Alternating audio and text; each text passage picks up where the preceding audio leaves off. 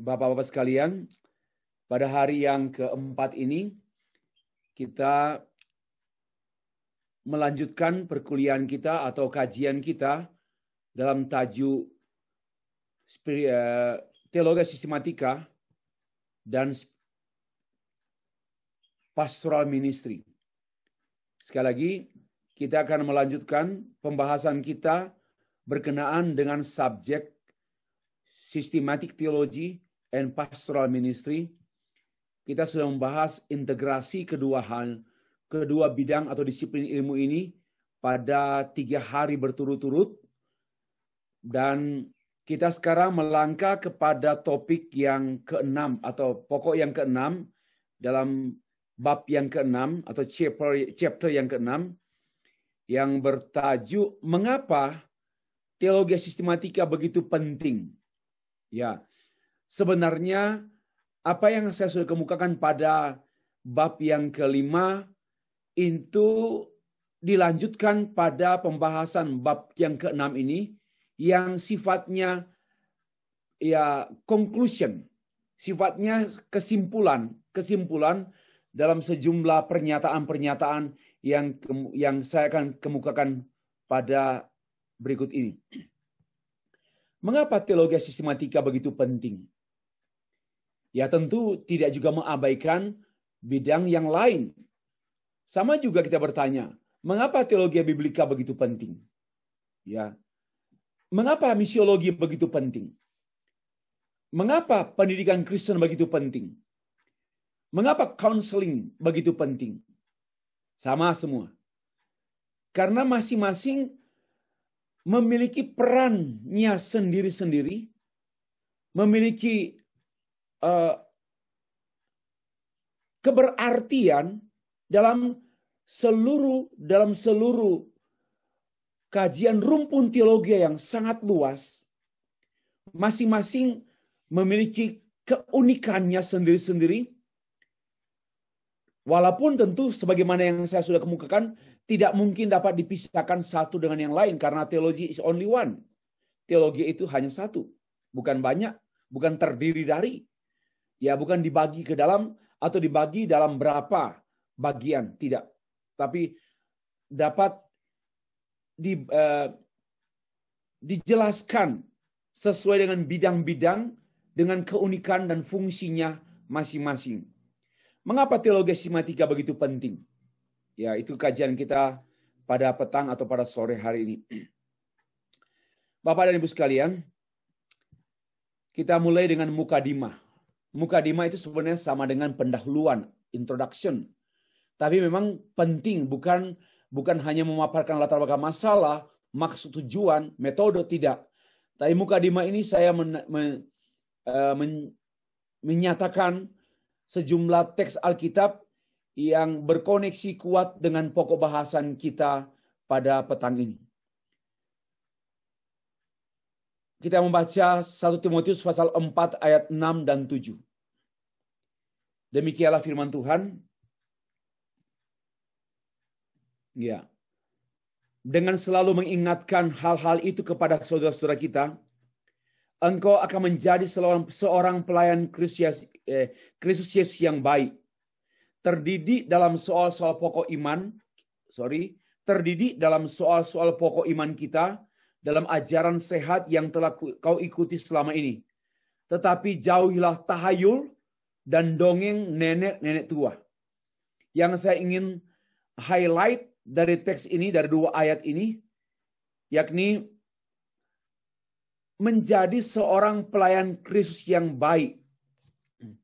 Menjadi seorang pelayan Kristus yang baik, yang terdidik dalam soal-soal pokok iman kita. Ini namanya systematic theology atau doktrin.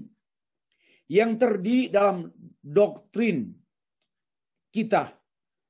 Perhatikan, terdiri dalam soal-soal pokok iman kita, dalam ajaran sehat yang telah kau ikuti selama ini.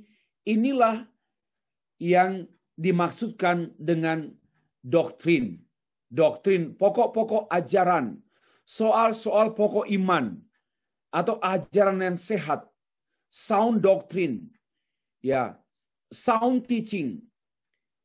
Itu yang menjadi sorotan saya berkenaan dengan bagian kebenaran Alkitab, khususnya 1 Timotius pasal 4 ayat 6 dan 7.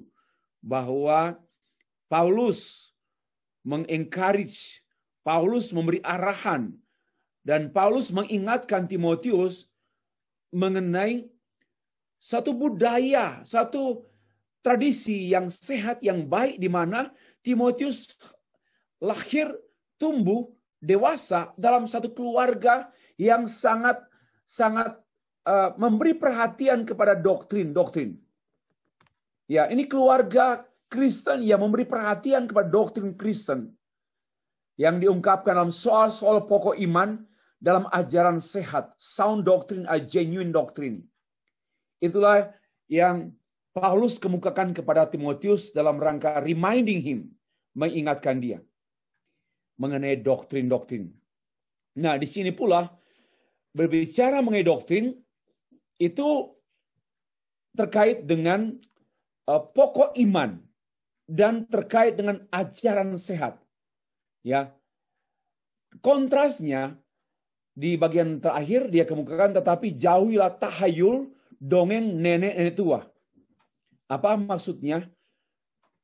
Pada waktu itu Paulus tahu dan berhadapan langsung dengan sekelompok orang yang memiliki ajaran-ajaran yang tidak sehat, ya, ajaran yang tidak sehat yang disebut oleh Paulus tahayul atau dongeng.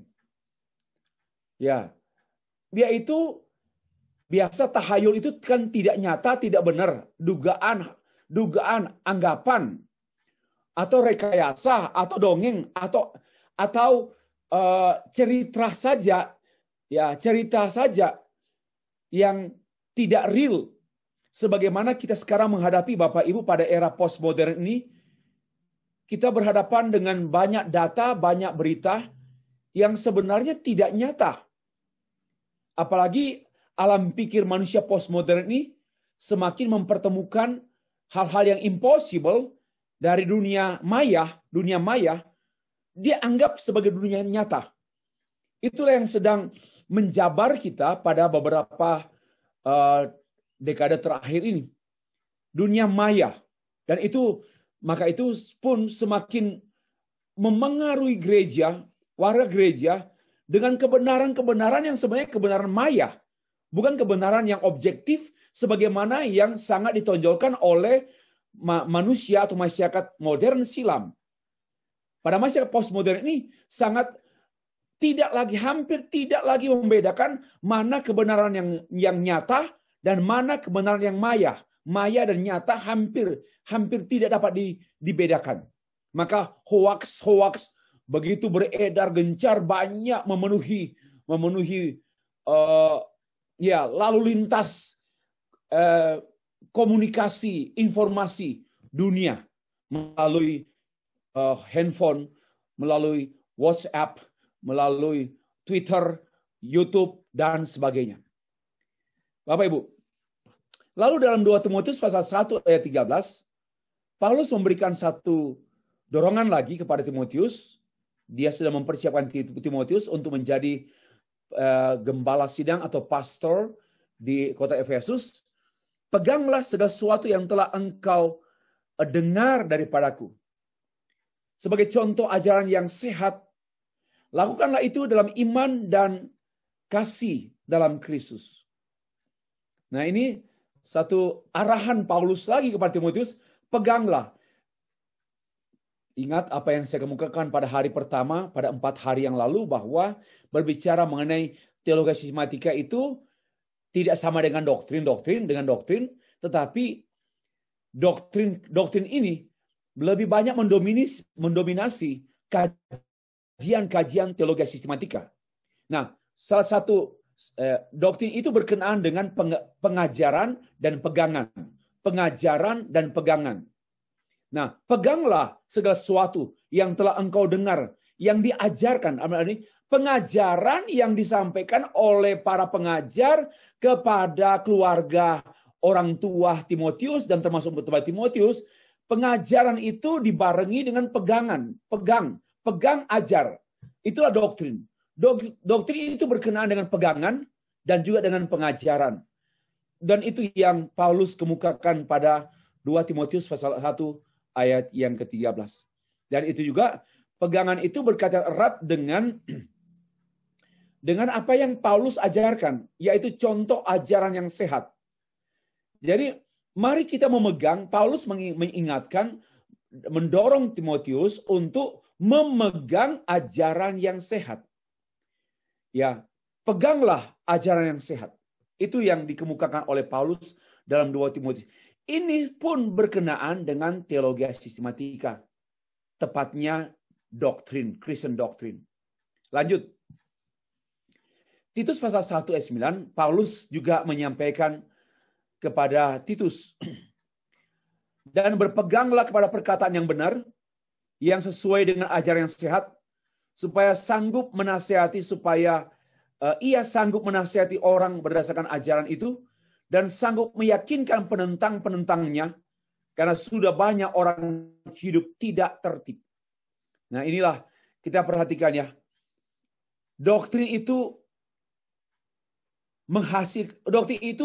doktrin yang sehat menghasilkan hidup yang sehat. Tapi doktrin yang tidak sehat, dan sebenarnya saya pun tidak mengatakan itu doktrin, akan terbaca, terungkap, terlihat pada kehidupan yang tidak tertib.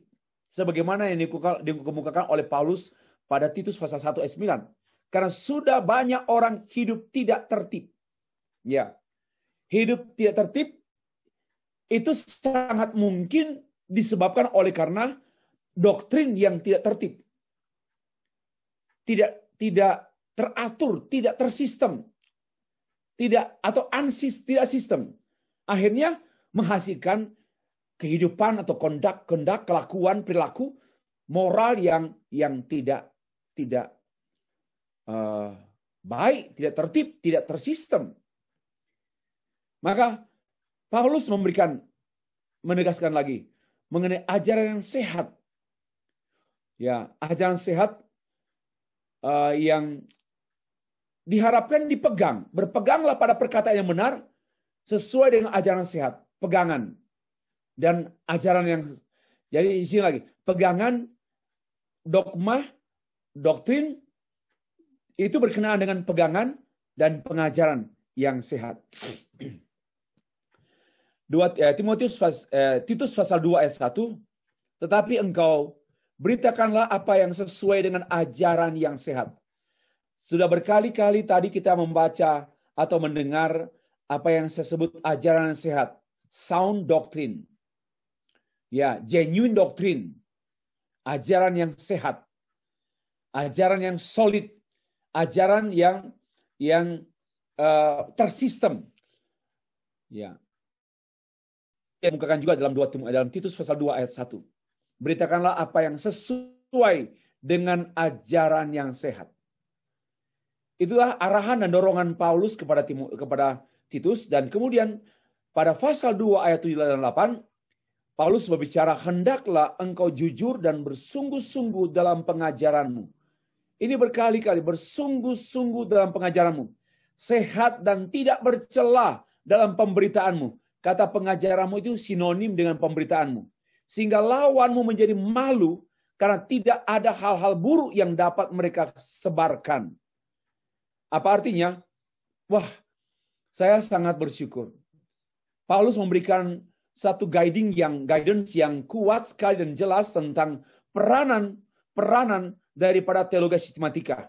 Khususnya doktrin-doktrin itu membuat kita sulit dijatuhkan. Bahkan membuat para pengajar palsu tidak ada peluang untuk menyebarkan ajarannya.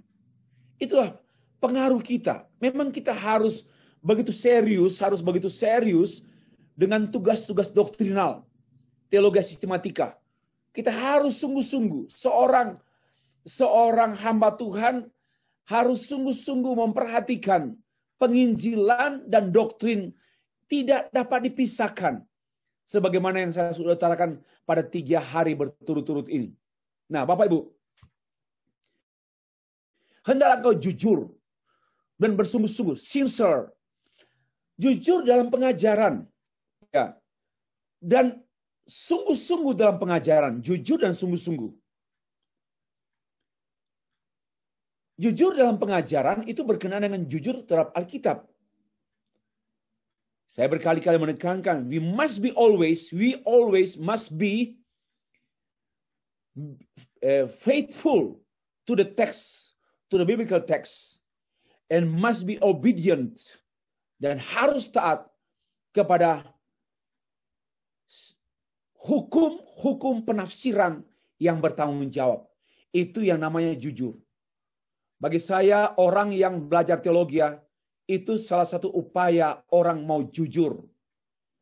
Orang yang melayani Tuhan, melayani gereja, tapi tidak belajar teologi, orang-orang seperti ini sangat rawan terjebak dalam ketidakjujuran. Ya, temptation-nya besar untuk tidak jujur. Sekali lagi, orang yang tidak belajar teologi, pencobaannya sangat besar untuk menjadi orang yang tidak jujur. Pertama, tidak jujur pada teks Alkitab. Seenaknya mengartikan teks. Bukan teks yang memberikan arti kepada kita, tapi kita yang memberikan arti. Sebagaimana yang kecenderungan Jacques Derrida, postmodern philosopher yang dengan pandangan deconstruction. Ya, semuanya menekankan mengenai the reader who determines the meaning of the text. Ya, itulah yang kita sedang hadapi sekarang. Orang seenaknya memberi arti. Dan karena itu saya mendengar orang-orang berkata demikian.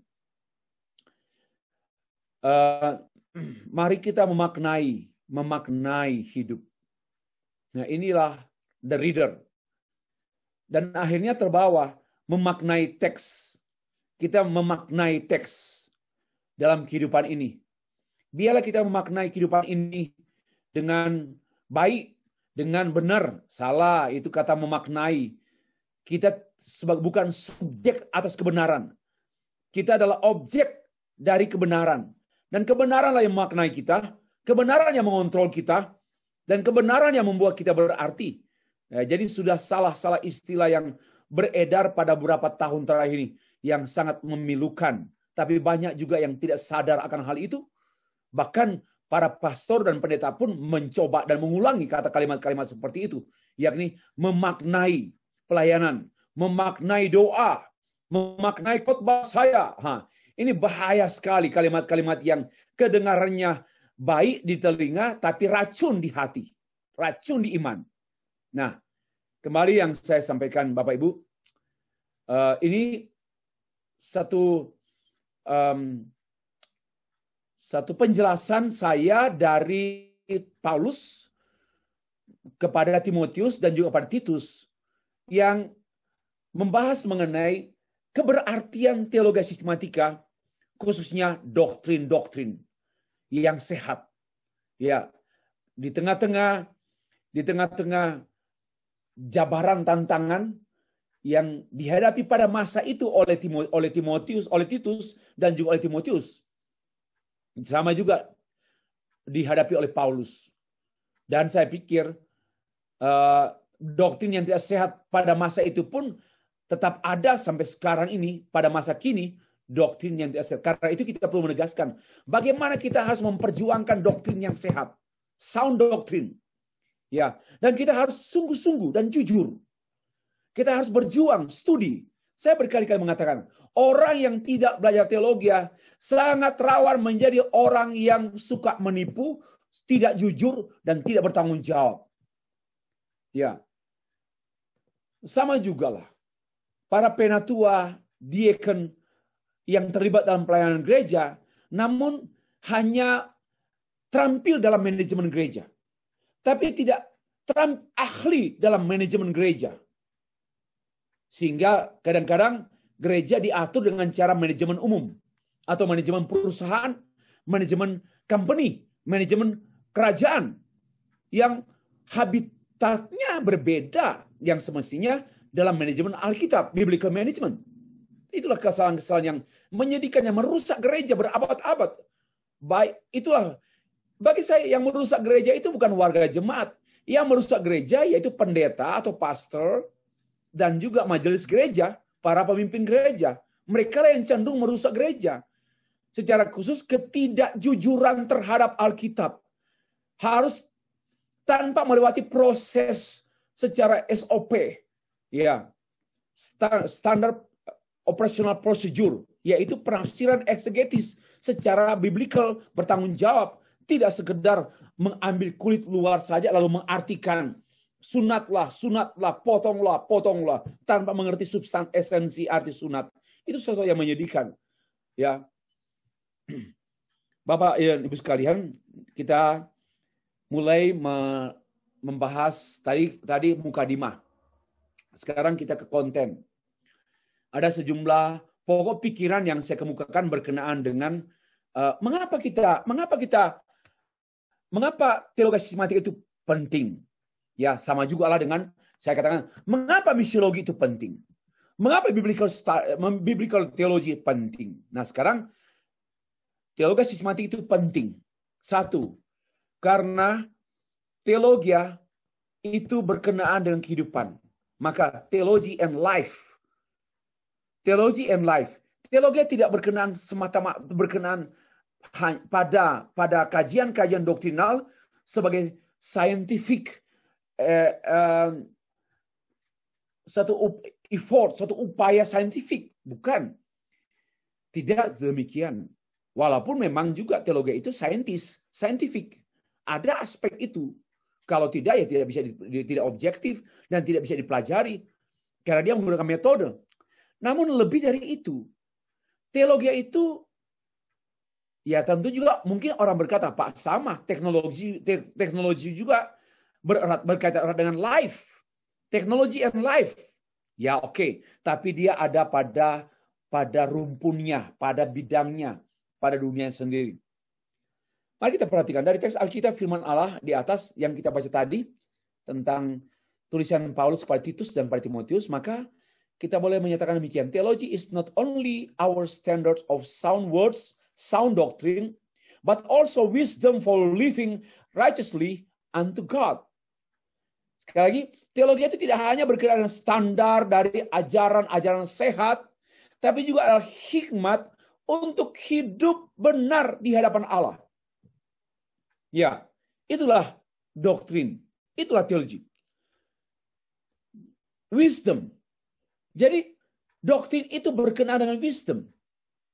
Karena wisdom itu berbicara mengenai kebenaran yang menjadi kebenaran penunjuk hidup yang wajar, yang pantas. Wisdom. Bapak Ibu. Jadi teologi sekali lagi juga berurusan dengan kehidupan. Ya, artinya dengan practical life.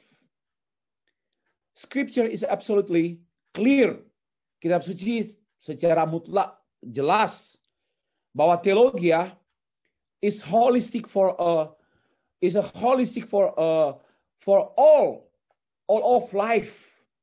Ya, teologi itu adalah bersifat menyeluruh, holistik, utuh untuk seluruh kehidupan. Tidak hanya semata-mata kehidupan dalam kaitan dengan pengetahuan keagamaan, beragama, bukan. Tapi teologi itu tidak hanya berurusan dengan ibadah, doa, puasa, penginjilan. No, but teologi juga berurusan dengan kehidupan nyata di setiap aspek sisi kehidupan terkecil pun disentuh oleh teologi. Bapak Ibu, Christian theology tell us who God is. Ya, apa yang dia telah lakukan, apa yang dia sedang lakukan, apa yang dia akan lakukan pada masa akan datang, dan bagaimana how God melihat kita, dan bagaimana dia menuntut kita, dan bagaimana dia telah melakukan kepada kita sebagai orang apa-apa saja yang dia telah. Itulah teologi. Ya, teologi tidak hanya berkenaan dengan beribadah, menyembah, doa puasa, beri persembahan. Itu liturgis. Ya, tetapi teologi itu kehidupan. Ya, itu berkenaan dengan apa yang Allah lakukan pada saya, pada dunia, masa lalu, dan apa yang dia sudah lakukan, apa yang dia sedang lakukan sekarang, sebagaimana sekarang ini kita dalam kelas Master of Divinity, ya, dia sedang melakukan apa? Ini teologi. We believe that God, Allah sedang bekerja. Dan dia juga, He will do in the future. Dia melakukan pada masa yang akan datang. Apa itu? Itu teologi. Ya, apa yang Tuhan lakukan pada dirimu pada masa yang akan datang? Apa yang Tuhan lakukan pada dirimu saat ini? Itulah teologi. Ya, tentu dalam dan itu hanya dapat dijawab dari Alkitab. Ya. Apa yang diharapkan pada kita? What He requires of us. Ya, what He has done. Apa yang dia telah lakukan bagi kita sebagai orang percaya? Inilah kehidupan kita adalah arena teologi. Maka kalau orang berkata bahwa teologi itu adalah dunianya pastor, dunianya teolog, dunianya pelayan Tuhan, keliru. Teologi itu adalah kehidupan setiap orang percaya. Sadar atau tidak sadar, mereka berteologi. Tapi lebih bagus sadar daripada tidak sadar. Maka itu sebenarnya saya berkali-kali dalam tulisan saya pun saya mengatakan bahwa every Christian is theologian. Why? Because every Christian has a Bible, and also they are in each of them, the Holy Spirit dwells in each of them, in all of them. Jadi itu, karena bagi saya, dua syarat mutlak berteologi. Satu, ada firman Allah. Dua, ada Roh Kudus. Dan itulah subjek teologi. Ya, both of them who give us enlightenment, understanding, power, energy to obey, to enjoy, dan bla bla bla. Ini penting untuk ditegaskan berkali-kali. So, next. In that sense, dalam pengertian itu, we may accurately say that the gospel or theology of cross or redemption tell us who we are,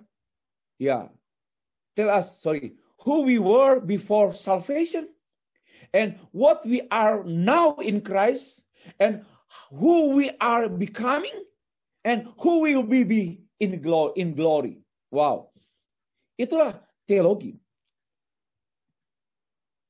Termasuk dalam kaitan dengan pekerjaan kita sebagai tenaga pekerja perusahaan atau mungkin company atau pegawai negeri sipil atau juga tenaga kerajaan untuk Malaysia. Itu semua apa yang saya lakukan kemarin di kerajaan. Ya. Di Kuala Lumpur.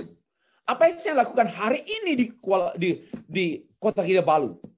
Apa yang saya akan lakukan besok di Kuching, di Miri, di Lawas, di Brunei Darussalam?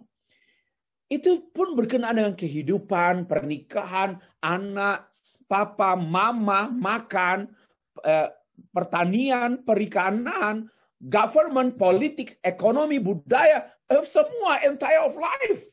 Whole life, seluruh kehidupan kita juga dengan semua aspek-aspek yang berpengaruh satu dengan lain.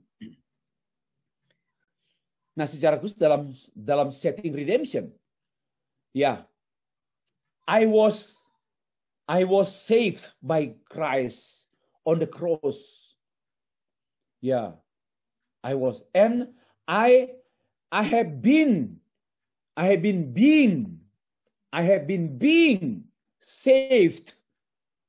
Yeah, I have been being saved by Him alone, and I will be saved. Jadi ini semua teologi. Oke. Bicara itu redemption. Bicara soal kerja. Saya telah bekerja sejak berapa tahun yang lalu. Apakah terpisah dengan Tuhan? Ya tentu tidak. Saya sedang bekerja dan pekerjaan saya ini, tanggung jawab saya ini. Apa terpisah dengan Tuhan? Kita sering, Lord, please help me. And give me strength to do my job, my responsibility. And Lord, I have challenge tomorrow, challenging, my job, my responsibility, bigger and bigger. Nah, ini semua Lord, semua dalam kaitannya kecuali kita menjadi orang ateis yang tidak melibatkan Tuhan dalam pekerjaan, yang tidak melibatkan Tuhan dalam kehidupan. No God in our life, no God in my job, no God in my real life. Kalau my God is only in my church. Allahku hanya ada dalam gerejaku. Itu kan sesuatu yang menyedihkan, dualisme hidup, dan itu praktek ateisme masa kini. Teologi paling dekat dengan kehidupan kita manusia. Nah begini, nampaknya nampaknya yang paling dekat dengan kehidupan manusia itu yaitu makanan. Yang paling dekat dengan manusia itu makanan. Karena manusia tidak mungkin tidak makan. Maka itu orang memberi perhatian pada mencari makan dan makan. Seolah-olah, tapi saya mengatakan itu seolah-olah. Yang kedua, yang nampak sekarang, yang paling dekat dengan kehidupan manusia itu adalah science and technology. Ya, karena orang harus berpikir secara ilmu pengetahuan untuk kesehatannya, untuk kerjanya, untuk apa itu science. Ya, sepertinya. Yang berikut lagi teknologi. Itu yang paling dekat dengan kita sekarang, semakin dekat ya. Apalagi dengan society 4.0, 5.0, semakin dekat. Manusia hampir tidak mungkin terpisah dengan teknologi. Tidak mungkin. Nah, saya mengatakan demikian. Saya pun dukung, betul. Ya, hampir tidak mungkin terpisahkan dengan teknologi. Karena urus apapun teknologi, kecuali kita tinggal di hutan. Ya, kita akan tinggal di hutan dengan binatang-binatang di sana, tapi juga tetap teknologi. Karena kalau dia membangun rumah, tempat tinggal, juga pertanian di hutan, tetap menggunakan teknologi. Tidak mungkin tanpa teknologi. Inilah. Jadi manusia memang pendeta pun tidak mungkin tanpa teknologi. Teknologi itu satu keharusan. Ya, satu keharusan dan kehausan.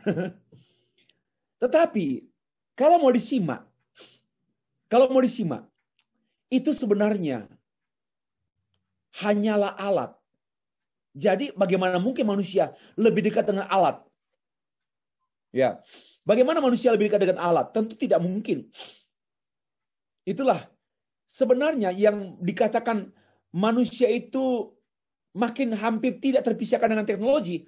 Itu sebenarnya hampir tidak terpisahkan, tetapi kedekatannya itu tidak substansial, tidak esensial. Namun hal yang paling dekat dengan manusia sesungguhnya untuk kesesungguhannya manusia itu adalah teologi.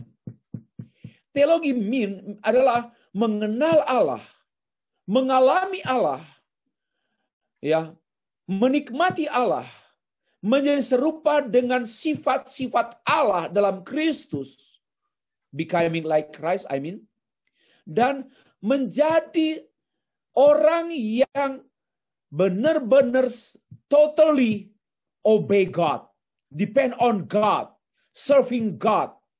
Itulah sesungguhnya, ya, maka teologialah yang paling dekat dengan kehidupan manusia. Hanya manusia bodoh dan buta rohani, sehingga dia mau berusaha lebih dekat dengan pekerjaan, lebih dekat dengan uangnya, lebih dekat dengan hartanya, lebih dekat dengan rumahnya, lebih dekat dengan anjingnya, lebih dekat dengan istrinya, lebih dekat dengan suaminya, lebih dekat dengan anaknya, yang menyingkirkan kedekatan utamanya dengan Tuhan.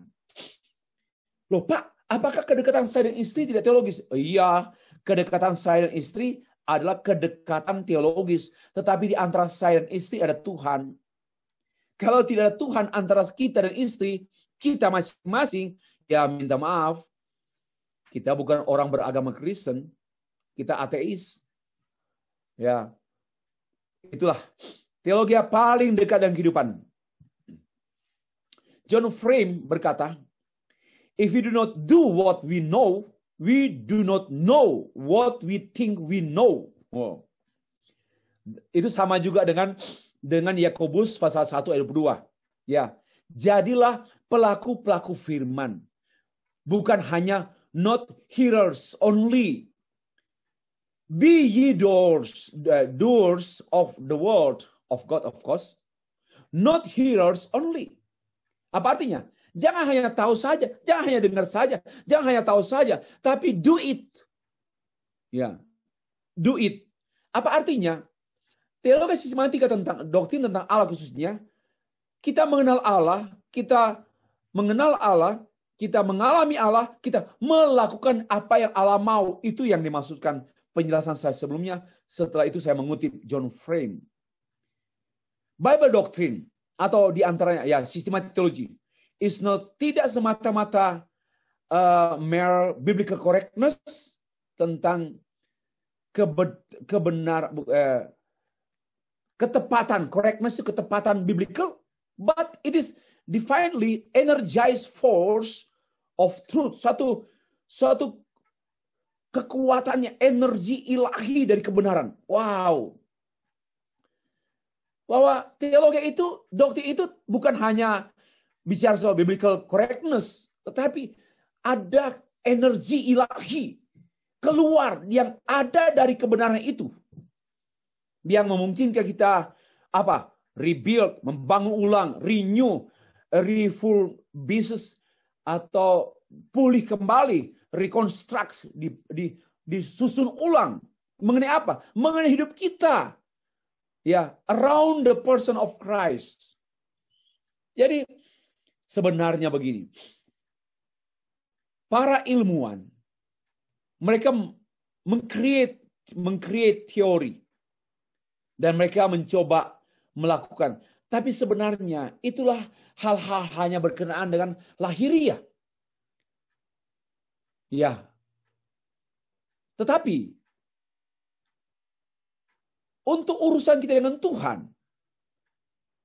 termasuk juga bersentuhan dengan pertanian, perikanan, dengan hukum, politik, ekonomi, yang berkenan kepada Allah, semua urusan-urusan kita dengan dunia yang berkenan kepada Allah, tidak ada yang lain selain doing theology. Without theology, tidak ada yang berkenan kepada Allah. Ya, dengar baik-baik. Tanpa teologi ya, tidak ada yang berkenan kepada Allah. Karena teologi itu berkenaan dengan in terms of knowing God, ya, fellowship with Him, enjoy Him, becoming look like Him in characters, and kita menjadi orang yang depend on Him, lean on Him,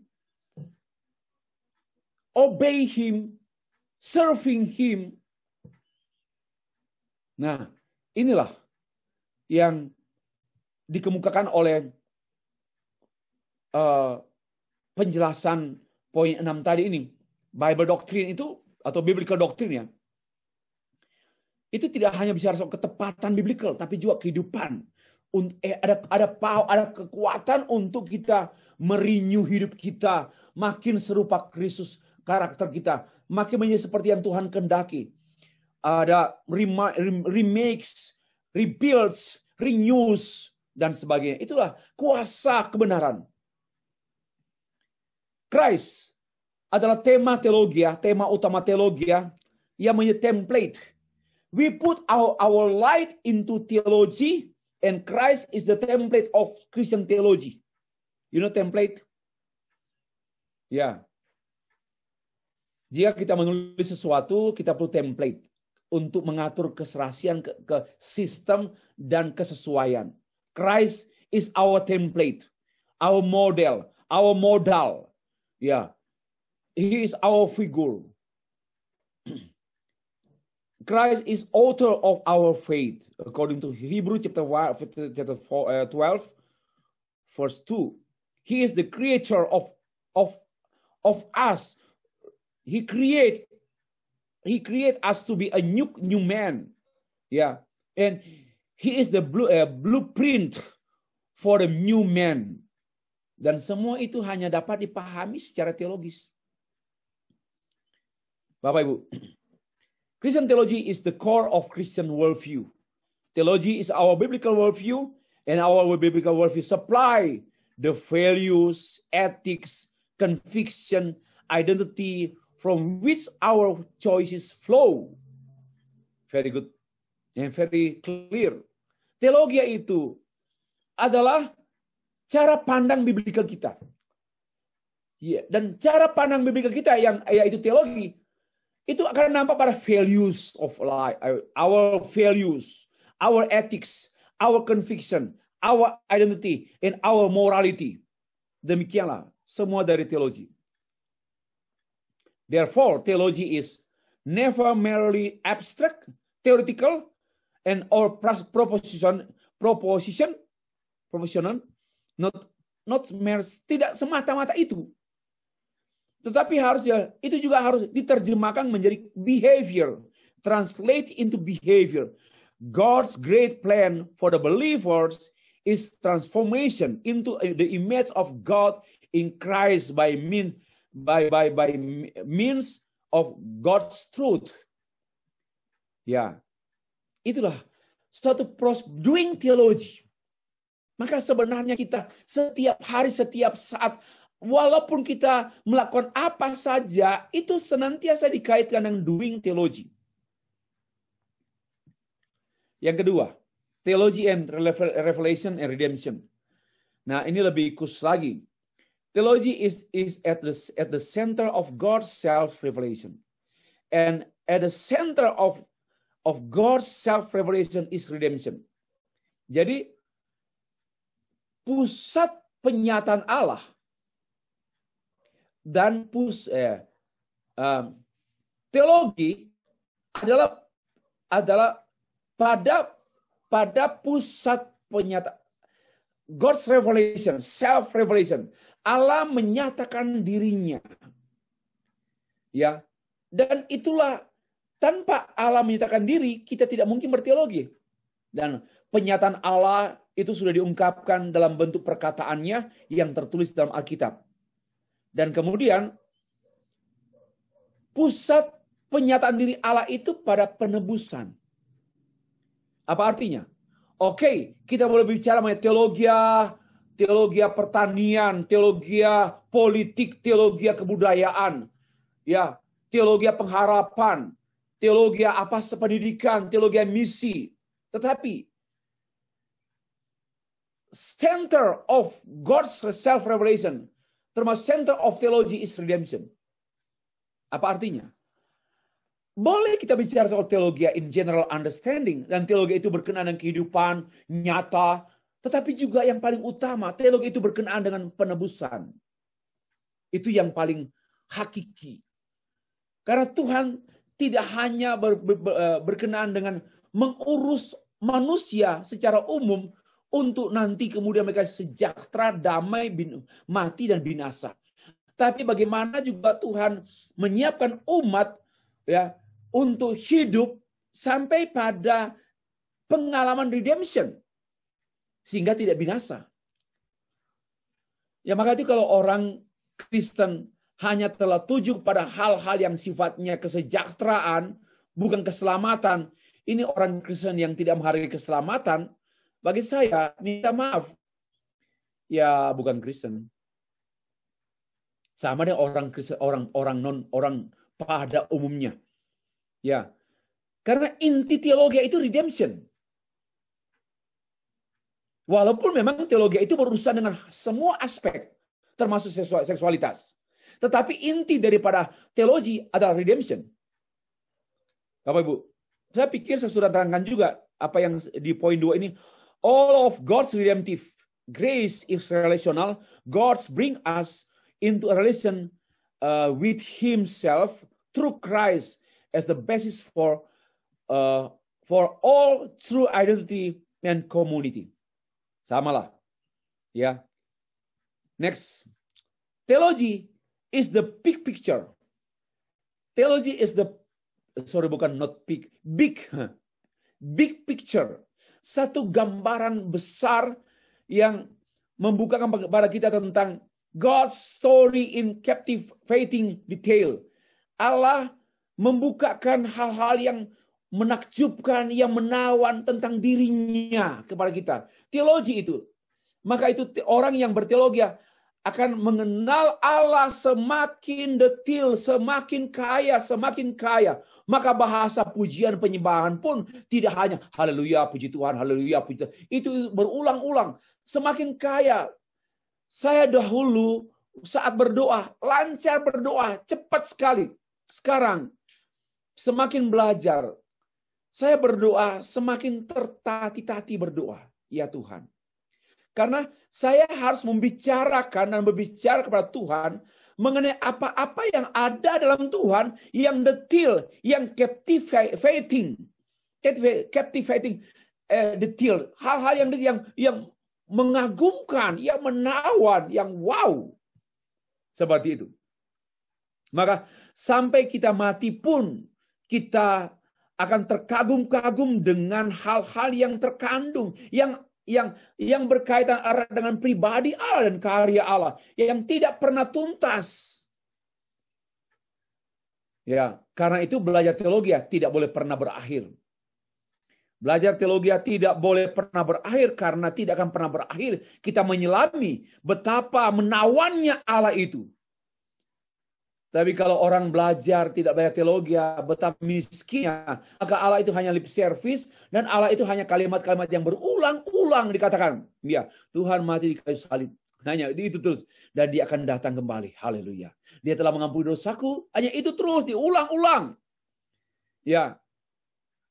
Dan itulah yang menyedihkan kekristenan kita. Dangkal. Karena hilangnya doktrin atau teologi sistematika dalam gereja-gereja masa kini. Bapak Ibu. Ketiga, teologi berpusat pada Kristus. Ya, berpusat pada Kristus.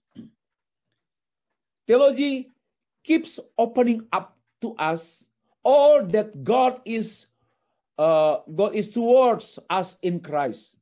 The Son of God brought everything into harmony with the holiness of God.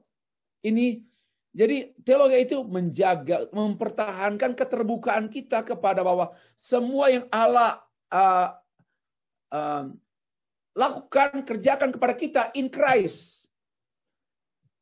Anak Allah yang mewujudkan segala sesuatu dari Allah. Semua kekayaan Allah Bapa hanya dapat dialami dan dinikmati melalui Kristus.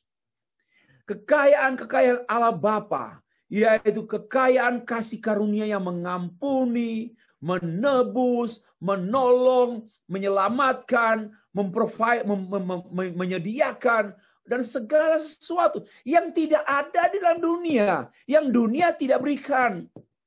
Ya, damai sejahtera, kekuatan sesungguhnya, sentosa sesungguhnya, kasih karunia, kemurahan, itu hanya ada pada Allah Bapa yang dapat dinikmati in Christ alone. Itulah kekayaan teologi. Ya, kekayaan teologi, Bapak Ibu. Christ is the believer's source person. Pusat orang Kristus adalah sumber daripada pribadi-pribadi orang percaya, dalam pengertian dia sumber spiritual life, sumber terang, light, supply. Semuanya yang saya katakan tadi, dia semua in him, through him, by him. Ya, one more time. In Christ. Ya, by Christ, through Christ. All God's the Father's treasures God the Father glory, God the Father mercy, God the Father love. We receive, we enjoy, we experience in Christ secara penuh. Wah, dan itu hanya mungkin dipahami dan dihayati, dialami dalam konteks doing theology. Tidak mungkin dalam doing sosiologi. Tidak mungkin dalam doing politik. Kita mengalami Tuhan dalam doing politik. Itu aneh. Tapi kita bisa mengalami Tuhan dalam dunia politik saya. Tapi in Christ. Ya. Tidak ada yang namanya politik, ekonomi, budaya, atau apapun direct tanpa Christ. No. Semua politik, ekonomi, ya, budaya, teknologi, science without Christ tidak akan ada hubungan dengan Tuhan and no meaning dalam kaitannya dengan Tuhan. Karena itu semuanya hanya bisa berarti dan dibuat berarti oleh teologi. Bapak Ibu, keempat, apa yang terjadi kalau begitu? Dari seluruh bahas tadi ya. Kalau begitu, what will happen if kita ignore teologi? Apa yang terjadi kalau orang percaya mengignore, mengabaikan teologi? What will happen?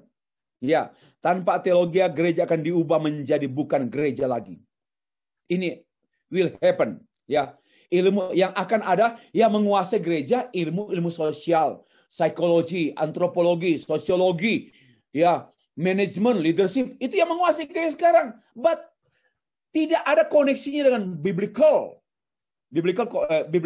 management, biblical leadership, biblical sosiologi, biblical tidak ada. Karena no teologi, karena semua itu Bapak Ibu, sosiologi, antropologi, psikologi, filosofi, semuanya itu hanya menjadi berarti bagi kita dan Kristus apabila berteologi. My philosophy be meaningful in Christ alone. Ya, my sociology, my philosophy, my mathematics akan menjadi berarti dan berkenan kepada Allah dan berarti bagi saya dan berarti bagi sesama saya in Christ alone. Dan itu in doing theology. Gereja dipenuhi dengan mereka yang akan ya menggunakan wajah-wajah berbahagia, happy begitu ya. Karena kan kalau teologi tidak ada dalam gereja, maka di gereja akan banyak orang munafik, senang-senang, happy, ya. Tetapi sebenarnya menyimpan dukun, menyimpan jimat, haleluya. Tapi kedukun, haleluya. Jadi majelis gereja, bahkan berkhotbah dan berdoa, tapi punya istri ketiga, keempat. Itu yang terjadi sekarang kalau no teologi. Without theology, hanya ada dunia. No religious passion. Tidak ada hasrat rohani. Ya. No theology, no religious passion. Nggak ada hasrat rohani. Maka keringlah gereja, ya gereja hanya komunitas sosial saja. Disertai doa-doa kering, tandus. Why? No theology. Ya. No religious passion. Yang ketiga, yang muncul dalam gereja nanti yaitu terapi, counseling, manajerial yang menukar, have replaced love of the truth, menukar kasih kebenaran.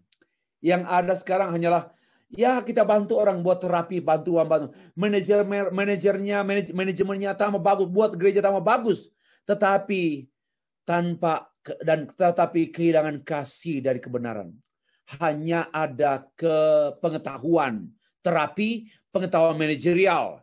Tapi kenapa?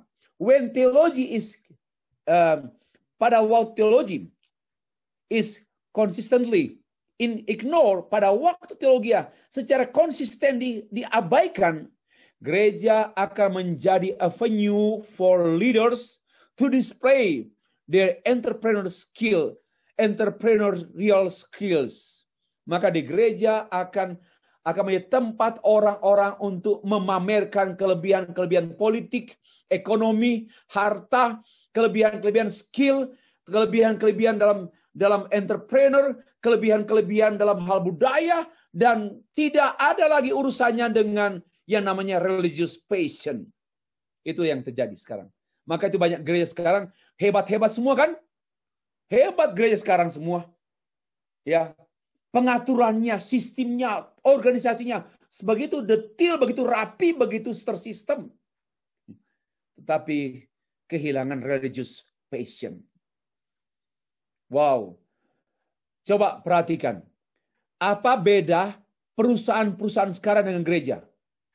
Sama. Teratur kan? Tersistem. Ada manajer. Ada pembayaran. Ada salary. Sama semua. Ya, ada produk, ada jasa, ada service, sama. Malahan sekarang gereja menerapkan total quality management dalam gereja. Diadapt dari company-company yang terkenal. Suzuki, Kawasaki, Yamaha, Honda, itu semua company-company dengan yang besar-besar. Lalu kemudian menulis buku-buku. Lalu buku-buku itu dibaca oleh para pendeta yang kehilangan hati pada Injil. Akhirnya lebih tertarik pada karya-karya para pemimpin dan para pembesar-pembesar dunia. Itulah yang sedang mengubah gereja masa kini. Kenapa? Kalau teologi diabaikan. Ya, kalau BEM mengabaikan teologi. Wow, apa yang terjadi dengan gereja-gereja BEM? Tapi bersyukur tidak. Karena saya melihat dan saya pun dilibatkan dan saya bersyukur. Pimpinan presiden timbalan sekarang begitu gencar meningkatkan teologi. So that's why last week kita launching TSM program in biblical studies. Ini bertanggung jawab, ini responsible. Ya. Karena itu pemimpin-pemimpin gereja yang tidak memberi ruang kepada teologi secara luas untuk dikonsumsi oleh jemaat, pendeta tersebut betul-betul tidak betul. Ya, pada masa kini ya, what will happen? Jika gereja ignores teologi, maka evangelicalism has been too accommodating contemporary worldview. Oh, itu yang terjadi kan? Ya, sebagaimana yang dibukakan oleh George Barna, Michael Horton, bahwa banyak gereja-gereja evangelical, teolog evangelical, akhirnya lebih dipengaruhi oleh contemporary worldview, not biblical worldview. Nomor lagi, sudah tidak lagi. Ya, itu yang terjadi. Teologi dan bla bla bla imbues us with the truth that the experimental knowledge of God's holiness should move us to away, obedience, dan sebagainya. Dan repentance, submission. Sebenarnya demikian. Teologi ialah yang membuat kita mengalami kebenaran. Nah, bukan mengalami teologi ya. Mengalami kebenaran Allah yang kita kenal, yang kita alami, yang kita taati. Sehingga akan ada gairah doa.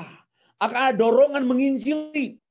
Dan akan ada satu sikap submit, tunduk, ketaatan penuh. Karena kebenaran dalam kajian teologi. Dengan baik-baik, teologi tidak membuat kita taat.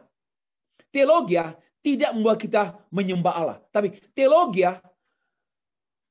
kebenaran dalam teologi, kebenaran teologi itulah yang membuat kita menjadi energi kita, yang membuat kita bergairah untuk doing our life,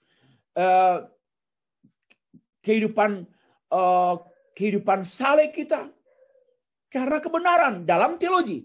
Karena tidak mungkin ada kebenaran Allah di luar kebenaran Allah dalam kaitan redemption, hubungan dengan Allah, hanya mungkin kebenaran itu kebenaran teologis. Saya begini, tidak mungkin saya menyembah Tuhan dengan kebenaran sosiologis. Itu artinya, saya tidak mungkin menyembah Tuhan, I worship you. Ya Lord, because I love my neighbors. Kan keliru toh? Sosiologi. I love you Lord because I love my neighbors. Ya, ini keliru. Apa artinya? Kebenaran sosiologi tidak pantas untuk menjadi kebenaran kita menyembah Allah. Ya. Because I love you, Lord. And I know that you love me first. So I should love my neighbors. And this is not requirements, but this is the nature. Kan menarik. Ya, seperti itu. Jadi dalam urusan apapun tidak mungkin. Namun begini, jangan juga berpikir bahwa teologi itu hanya menolong orang Kristen berurusan dengan ibadah, doa, ya penyembahan dan sebagainya. Bukan, dengan kehidupan seutuhnya dan sesungguhnya. Apa yang terjadi kalau teologi dimarginalkan? Tanpa teologi gereja akan diubah menjadi bukan gereja lagi. Oh tadi sudah ini. Ya, saya pikir sudah. Nah, yang berikut. Teologi itu tidak dapat dipisahkan dengan etika. Saya sudah bahas pada 2 hari yang lalu. Ya, bahwa sistematik teologi has a ethical values. Ya. In reality, theology is the foundation for all correct living. For living unto God, for the art of living to God's glory. Ya. Teologi adalah landasan bagi semua kehidupan yang benar. Ya, untuk kehidupan yang hidup bagi Allah dan juga satu seni hidup memuliakan Tuhan. Satu kemampuan, satu seni hidup memuliakan Tuhan. Jadi ya, itu etika dan itu pun teologi. The study of theology ought to be a spiritual exercise, of course. Ethics and doctrine are like seperti kembar ya, yang tak terpisahkan. Etik and doctrine, hal yang tak terpisahkan. Twin. So, ethic is theology in action. Ethic is theology in action. So, kalau etika tanpa teologi, wow, kita akan menjadi orang yang beretika dunia pada umumnya, beretika. Tidak semuanya buruk juga, tetapi tidak berkenan kepada Allah. Without theology to nurture our faith is God's character, in God's character, sebagai sumber moral, tidak mungkin. Jadi, kita berteologi, dan di antara teologi tentang God's character, dan God's character, dan kita pikirkan, kita diskusikan, kita rumuskan, kita imani, itu membentuk menjadi power, menjadi force, kekuatan untuk kita juga mengalami sifat-sifat Allah dari sifat kebenaran Allah pada kita. Itu artinya. Bapak Ibu. 7. Teologi helps us to know God and ourselves. Saya pikir kita sudah akrab dengan ini. Teologi gives us the comprehensive significance of the transcendent God of God. Dan manusia tanpa transenden Allah, transenden Allah, berpikir pada his thinking, maka akan hilang akarnya, ya, lost his root in the world. Jadi tidak mungkin manusia berpikir tentang Allah yang transenden sebagai sentral, ya bagi saya dia akan kehilangan arah dan dia akan kehilangan akarnya, ya. Karena itulah orang bisa jadi ateis. Saya pikir lanjut lagi. Ini sudah pengulangan. Nah, bagaimana? Psikologi atau psikoterapi berkata begini. Tell me about self. Yeah, tell me about self. Because psychology talking about personality, person. kepribadian, pribadi, personality. So tell me about yourself, myself. But theology beda, berkata, tell me about God and man. Ya, katakan pada saya tentang Tuhan dan manusia dan dunia. Maka itu gini, dari penjelasan ini, psikologi sempit, teologi luas.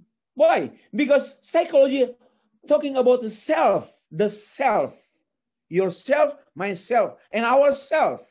But theology talking about God, man, myself, universe, and I am in God. I am a man as a man. I am in the universe. Ya, luas, teologi sangat luas. Apa artinya? Teologi yang membawa orang untuk berpikir lebih open system, open mind. Itulah. Dan psikologi kan semua science itu kan closed mind, closed system. Because maybe open mind, but closed system. But why closed system? Karena dia terbasis pada hanya sejauh ciptaan. Padahal kebenaran itu melampaui ciptaan. Itu yang saya maksudkan dengan closed system. Kebenaran Allah itu melampaui apa yang nampak dari ciptaan. Sains kan mengetahui sejauh ciptaan ada. Pohon, air, danau, langit. Sejauh objek. Bahkan tak mampu, sekalipun dia tak mampu menerangkan secara utuh dan detail lengkap tentang objek yang ada. Tak mampu. Karena limitation dari manusia, dari metode, dari tools, dari science. Tetapi teologi menolong kita berpikir lebih komprehensif, lebih luas, lebih dalam, lebih detail, lebih lengkap. Itulah teologi menolong kita. Membuat kita semakin tahu, Bapak Ibu, psikologi menolong kita untuk mengenal siapa kita yang tidak mungkin dikenal secara sepenuhnya. Kecuali teologi menolong kita untuk mengenal siapa kita sepenuhnya berdasarkan pencipta kita. Dan kemana kita berdasarkan God's telos ke depan. Jadi memang teologi modern itu semua boleh dikata supreme. Dan ini bukan isapan jempol. Ya, ini sebagian kecil dari apa yang saya utarakan sebenarnya. Saya sudah menyampaikan dalam buku saya mengenai teologi the Queen of Science, ya. Okay. Next, theology is the means of learning to love God with your whole mind. Jadi teologi itu adalah satu sisi, banyak sisi menerangkan arti teologi, tapi dalam hal ini God's will and God's mind must be established mystery of your life. Ya. Only then will you have a passion to know God, to love God, to do His will, to choose pattern of fellowship which manifest the knowledge of God. Jadi inilah teologi Allah yang membuat kita benar-benar menikmati. Tidak mungkin ya. Psikologi menolong kita makin cinta Tuhan. Pernah ya? Saya menjadi master dan doktor sosiologi. Saya semakin belajar sosiologi. Saya semakin cinta Tuhan. Omong kosong dan kosong omong. Ya, saya semakin berhasrat berdoa. Saya semakin menggebu-gebu menginjili, Pak. Saya kan dokter politik, dokter antropologi. Dan saya semakin mengasihi manusia karena saya dokter antropologi, Pak. Tidak mungkin. Tidak mungkin dan tidak mungkin. Semua itu hanya mungkin kalau teologi membingkai antropologi. Teologi membingkai psikologi. Teologi membingkai menjadi frame daripada sosiologi. Itulah artinya teologi ya menolong kita untuk tidak mungkin kan dengan saya belajar politik saya memiliki hasrat semakin menggebu-gebu dan besar untuk mengasihi Allah. Wong tidak ada indikasi pun untuk dari politik yang membuat orang mengasihi Allah, tidak ada. Itu omong kosong itu orang mabuk itu. Karena itu, marilah kita menteologikan semua bidang supaya pertama berkenan kepada Allah dan kita menjadi hidup berarti dan menjadi sesungguhnya. Bapak Ibu, mau jadi ahli sesungguhnya psikologi? Hanya mungkin orang yang membingkai psikologi dengan bingkai teologi. Next. Mengapa kita harus belajar teologi? Nah, secara singkat saya agak cepat. Mengapa kita harus belajar teologi? Satu, to know what we believe about the theology and why we believe it from the Bible. Hanya dari Alkitab. Inilah esensi daripada persiapan kita untuk menyampaikan to rightly deliver God's truth. Kita menyampaikan kebenaran Allah. Ya, kalau kita kan suka menyampaikan kebenaran ya. Saya percaya para ahli vaksin pada waktu dia menemukan vaksin COVID-19, dia begitu cepat mau sampaikan. This is COVID-19 vaksin. COVID-19. Dia mau tell to the world, dia mau sampaikan, we have found COVID-19 vaccine. Karena ini good news for our health. Apalagi firman Allah.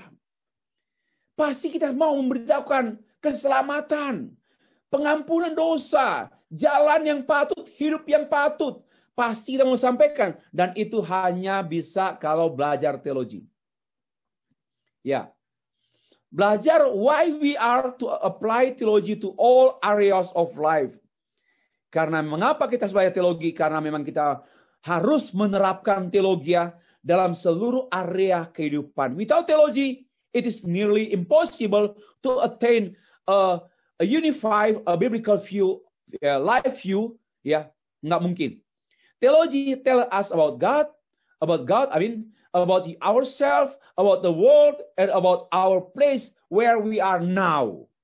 So, theology is life. Ya, teologi itu adalah kehidupan. Nah, 3. Theology is the study of the scripture about God and His world, His way, His wonders, and His will. Therefore, theology is the lens. Theology is the lens by which we are to secara akurat menafsirkan semua kehidupan bagi kemuliaan dan kehormatan Allah. Kita mau menjadi orang berkenan pada Allah. Kita mau melakukan segala sesuatu kehidupan kita mau berkenan pada Allah. Theology is the lens. Theology is the lens. Lensa. Ya. So, without theology, we cannot know how to be pleasing, how to please God. Tanpa teologi, kita tidak tahu bagaimana menyenangkan Allah, berkenan kepada Allah. Nah, teologi mengajar kita tentang secara doktrinal tentang under the moral governments of God. Thus, theology assists in uniting the heart so that we manifest a life direction that has moral force and authority and course in the grace and character of God. Saya sudah sebutkan tadi. Teologi lah yang membuat kita menyatukan kita, memiliki hati yang mampu kemudian memanifestasikan tuntunan kehidupan yang dari berhidup bermoral, dari otoritas Allah, dari karakter Allah. Karakter Allah yang kita pahami, yang kita imani, menjadi teologi, itu yang menuntun kita untuk bermoral, untuk berhidup pantas. Oke. Teologi memperlengkapi. Teologi equips us to contend for the truth. Seperti Yudas 3. A pure gospel is worth defending. A multi-layered gospel produces broken lives. Theology equips us to defend the faith and to refute error. Itulah teologi. Bapak Ibu, orang Kristen, saudara orang Kristen tinggal di tengah-tengah dunia yang banyak pengajar sesat, bengkok, banyak worldview dunia yang duniawi. Bagaimana cara kita menghadapi semua itu? Only one. Teologi. Doing theology. Think theologically. Tidak ada cara lain. Masa mau menghadapi dunia, termasuk menghadapi setan. Bagaimana kita mengusir setan? Pakai psikologi? Mengusir setan pakai matematika? Mengusir setan pakai politik? Tidak ada. Ya. Hanya teologi, yaitu kebenaran Allah. And we know the power of Christ, of Jesus' names. So we mention in the name of Jesus Christ. Itu teologi. Ya. Theology gives us tools necessary to diagnose the most prevalent lies of our culture yang memeriksa lah, mendiagnosa mengenai apa yang sama juga. Doctrine is foundational to biblical counseling. Semuanya sudah kita bahas ya, bahwa ada practical values of systematic theology for counseling, for mission,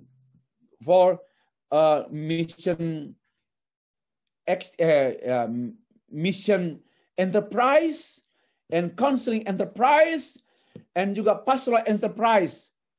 All of them ada landasan. Landasannya apa? Ya teologi. Mana mungkin landasannya politik, landasannya hanya sains, dangkal sekali.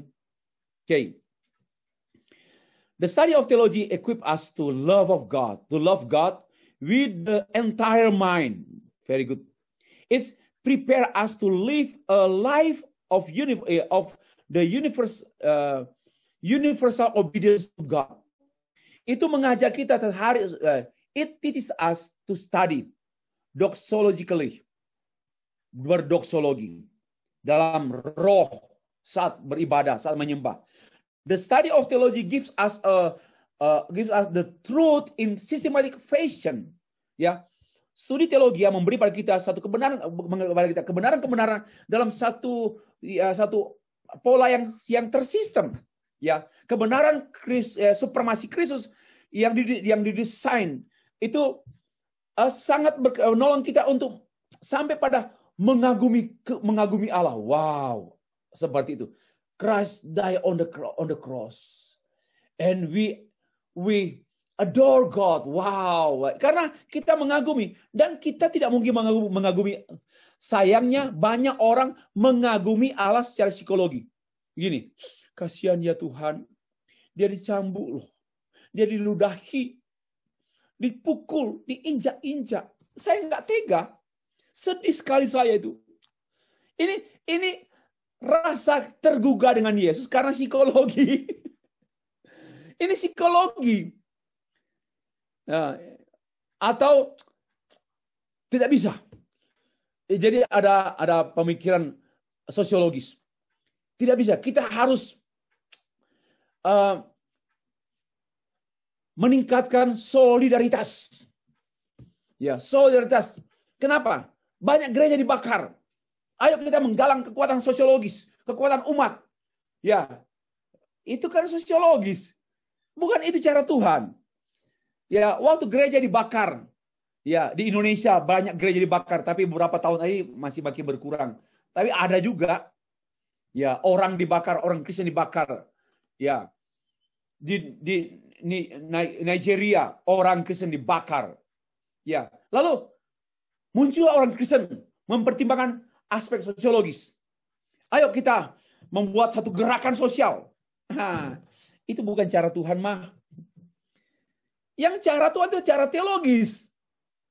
Ya, saya harap ini cukup memberi penerangan lah. Theology is a constant corrective. It keeps from man-centered religion and philosophy. Ya, dia menjaga, mengkoreksi yang agama dan filsafat yang berpusat pada manusia dijaga oleh teologi supaya kita tidak berpusat pada manusia, pada ide kita, melainkan ditarik terus kepada Tuhan. This morning I went to hospital and saya membaca satu tulisan di situ bagaimana akhirnya menjadi Allah. Sesuatu yang sungguh-sungguh menyedihkan. Itu di gereja loh. Di satu gereja. Saya tidak menyebut. Ya. Oke. Theology let us behold God as He is.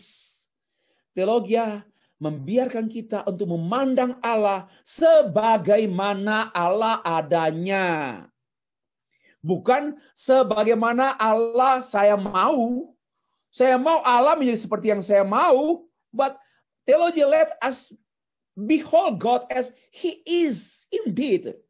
Not we imagine. Bukan karena saya menggambarkan, membayangkan Allah seperti ini, dia baik sekali, Allah begini. Itu bayangan kita. Itu bukan teologi. Dan banyak orang membayangkan Allah karena tidak berteologi. Thus, the study of theology instills in us high view of God in holiness, sovereignty, and transcendence. Wow. Teologi akan menolong kita untuk sampai pada memandang Allah dalam memandang Allah, pandangan kita yang sangat tinggi, sangat agung. Wow, Allah kekudusannya, kedaulatannya, ketidakterjangkauannya. Itu teologi.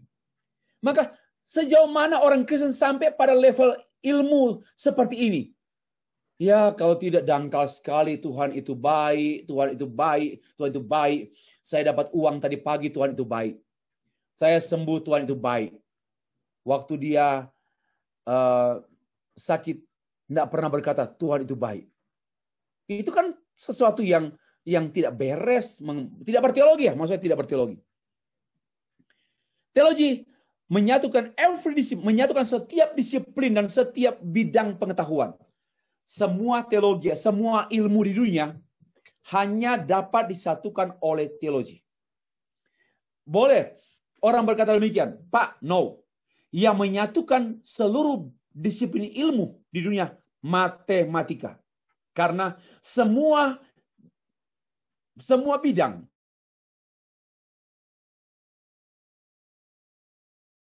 ilmu ada matematikanya. Tapi saya mengatakan demikian. Sorry ya, di teologi tidak ada matematika. Jadi matematika bukanlah ilmu yang menyatukan. Karena ternyata teologi tidak ada matematika. Kalau hanya hitung-hitung 2 tambah 2, 4 ada. Tapi itu bukan matematika. Dangkal sekali. Hukum keserasian. Ya, matematika. Hukum keharmonisan. Bukan hanya bilangan. Nah itulah. Kalau orang berkata, Pak, enggak. Seperti philosophy of science. Bahwa seluruh sains ada filsafat. Enggak. Saya mengatakan. Maka dia mengatakan. Maka filsafatlah yang mempersatukan seluruh ilmu. No. According to me. Teologilah yang menyatukan seluruh disiplin ilmu. Termasuk menyatukan filsafat. Karena filsafat tidak bisa menyatukan teologi. Kenapa? Teologi masih ada di atas dia.